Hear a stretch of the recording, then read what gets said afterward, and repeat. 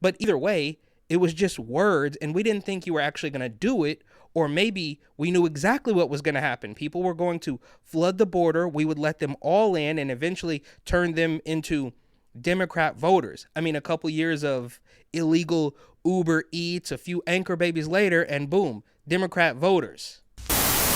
What is up? My name is Eric. This channel is called Report and Opine.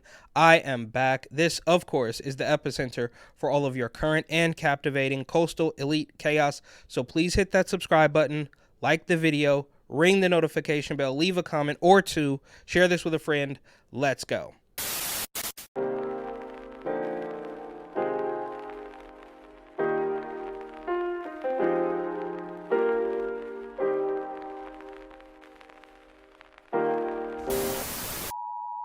So this is pretty much just top-notch trolling. I wish I knew who was behind this so we could grab a beer or a cup of coffee or something. And everything about this is actually pretty well done. It's kind of like high-end trolling. I mean, it can't be cheap. Well, I guess, a billboard in El Paso is probably not expensive, but also it's probably not free. So somebody had to go out of their way to get this done. And I'd argue that it was worth every minute and dollar spent. From NBC Bay Area, Billboards in Texas tout San Francisco as city welcoming of immigrants. A pair of billboards in El Paso, Texas, are catching the attention of leaders right here in the Bay Area and in New York. The billboards tout San Francisco and the Big Apple as places that welcome immigrants. But critics say the message is far more sinister than that, giving false hope to migrants. NBC Bay Area Sergio Quintana explains. Interesting. So, I mean, is the billboard lying? Do these places not welcome immigrants? Because that would be pretty bad. And she says that the billboards may be giving people false hope. I mean, you have to be kidding me. The same walls are racist people, the same no one is illegal on stolen land, we'll hide you from ICE, or better yet, let's even abolish ICE. Those people are saying that this billboard is giving false hope. This is the message that you created. You guys orchestrated this. And I think right now that at least this woman genuinely can't tell. It's crazy when somebody else does it. So if these billboards say we welcome immigrants, that's insane, even though you guys were saying literally the exact same thing a year or two ago and considered it all rational, and anything outside of that was certainly racist. The words mean absolutely nothing to these people. Well, actually, scratch that. The words mean everything to these people. That's why they're constantly changing the definitions of words and screaming at people who don't get the new update. But either way, it was just words, and we didn't think you were actually going to do it. Or maybe we knew exactly what was going to happen. People were going to flood the border. We would let them all in and eventually turn them into Democrat voters. I mean, a couple years of illegal Uber Eats, a few anchor babies later, and boom, Democrat voters. On the I-10 freeway near downtown El Paso, two billboards now display iconic images of New York City and San Francisco. In bright yellow lettering across both, the words Sanctuary City and welcomes migrants. El Paso Opportunity Center Deputy Director John Martin says both signs are a little puzzling. It's really not visible to the migrant population. It's just an unusual location if that's what their purpose is. Both signs also have a website. Wait, this is an unusual location. I mean, why would they put this here? The migrants can't even see it from here. It's for you, you idiot. 2 years ago, this guy probably wouldn't have even acknowledged that there was a migrant problem, so I guess maybe there's a little bit of progress being made, but the signs are for you. Site listed, but the site doesn't offer much information other than general descriptions of some of San Francisco's social services and a blurb about the city's Sanctuary City ordinance that was passed in 1989. Is that all the website says? Is that all the website says? We'll be sure to check it out in a little bit. I reached out to the San Francisco mayor's office about the billboards. A spokesperson said they'd look into it.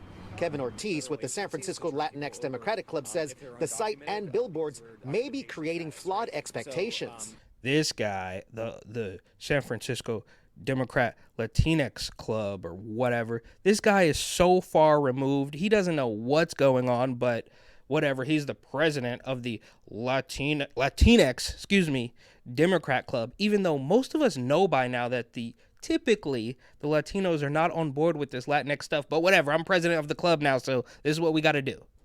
They're coming in with these hopes that San Francisco is going to be able to give them food, housing, all these other services available for them, when really it actually may not be the case, given that we have a mini crisis in our city, like a homelessness crisis, mental health crisis. So it actually potentially is going to compound the issues that are already here further. We sent emails to the address listed in the website and did get a response confirming the operators of the site are responsible for the billboards. The writer also said they're a group of concerned citizens and would be interested in talking with us, but didn't say when or give us any names of who would be available to talk. John Martin in El Paso says he's also confused why the billboards advertise San Francisco in particular. Martin says the migrants that they work with often mention that they want to go to either New York, Chicago, or Denver. They almost never mention San Francisco, and he's... Well, I mean, they don't even mention, the migrants don't even mention San Francisco. Why are you bringing us up? What do we have to, what about New York or Chicago? Go over there. Why are you these people are despicable. They try to pretend the migrants don't even want to come here. I don't know why they would do this. He says when they do mention those other three cities, he says they warn them about what they could be headed for. The common element between the three cities that I mentioned previously is colder temperatures. And from what we've seen within the media, lack of shelter space. So the potential that you're going to be on the street is high. The billboards arrived just as El Paso is seeing a new surge of undocumented migrants across the border. Martin says he would like to see better coordination between local groups and cities across the country to help line migrants up with better services. But he doesn't think that's the goal of whomever is behind the billboards. When you look at those billboards, do you think they're helpful at all? No, I don't. Sergio Quintana, NBC. And at the end there, he says the billboards show up just in time for another surge of undocumented immigrants. Yet another record surge. I mean, how surprising could this possibly be? And I typically would go back and forth between whether these political types or media types, one and the same really, or in this case, I guess this NGO type of guy, are these people evil or incompetent? And typically I would just say at this point in time that they are evil. But in watching this particular report, I don't know. I think these people might just be really dumb. And the guy mentions in passing there, well, there's not much on the website other than, a blurb about a law that was passed in 1989, which, okay, fair enough, bro. But we know what the mainstream media is up to. They just put this up there for the lulz. There's no information. But as you can see here, if you go to the website, it's actually pretty funny. It's a mega troll. It's almost better, same, I don't know. It's in the same ballpark as DeSantis sending migrants to Martha's Vineyard. We remember that from, I don't know, a year or two ago. But they say, what's a sanctuary city? A sanctuary city is a safe haven for immigrants like you.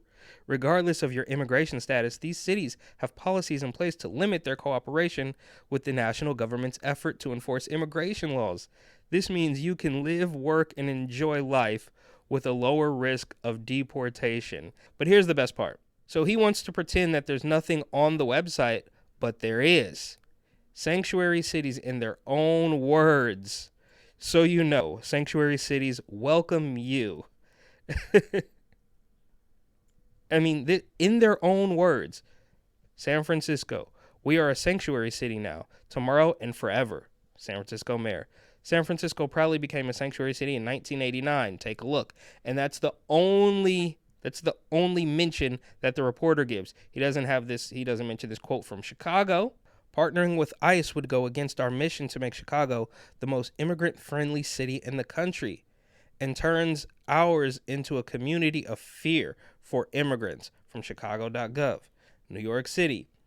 Even though New York City became a sanctuary city in 1989, New York City Council affirmed in 2016, quote, New York City will remain a sanctuary city for immigrant residents. And again in 2022, from the chair of the Committee on Immigration, we are ready and equipped to deliver a sanctuary city to these asylum seekers.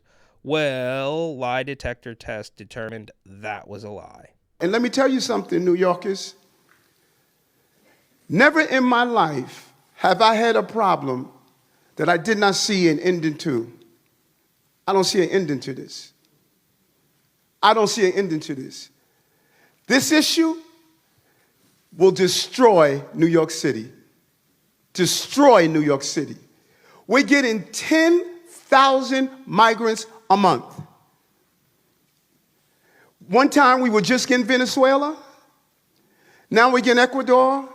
Now we're getting Russian-speaking coming through Mexico. Now we're getting Western Africa. Now we're getting people from all over the globe have made their minds up that they're going to come through the southern part of the border and come into New York City.